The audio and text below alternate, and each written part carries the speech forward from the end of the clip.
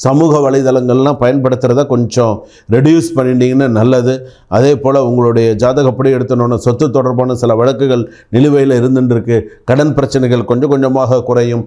காதல், ரிலேஷன்ஷிப்பு இதெல்லாம் நமக்கு தேவையாக இருந்தால் மட்டுமே இருக்கணும். நமக்கு இதெல்லாம் தேவையில்லை, வாழ்க்கை தான் முதல்ல முக்கியம் அப்படின்றவங்க வாழ்க்கையை முதல்ல அதாவது உனக்கு ஒரு உனக்கு வாழ்க்கை உனக்கு சிறப்பாக இருக்கணும்னு ராணியை தேடுவியா ராஜ்யத்தை தேடுவியான்னு ராஜ்யத்தை தேடினால் போதும், ராணி உங்களை தேடி வரும்.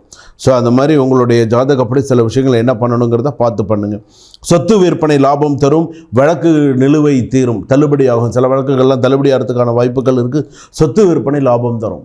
இவ்வளோ நாள் கொஞ்சம் இப்போ லோவாக இருக்குது, நம்ம இப்போ இந்த நேரத்தில் இது சொத்து விற்றா நமக்கு பணம் கம்மியாக கிடைக்குன்னு சொன்னால் செப்டம்பர் மாதத்தில் விற்று பாருங்கள், கொஞ்சம் கூட அதிகப்படியாக கொஞ்சம் பணம் கிடைக்கிறதுக்கான வாய்ப்புகள் இருக்கும். தோஷங்கள் அப்படின்னு எடுத்துட்டோன்னா குலதெய்வ தோஷம் உள்ளவர்கள் குலதெய்வ ஆலயம் சென்று வந்தால் சிறப்பு. குலதெய்வ தோஷம் உள்ளவர்கள் குலதெய்வத்துடைய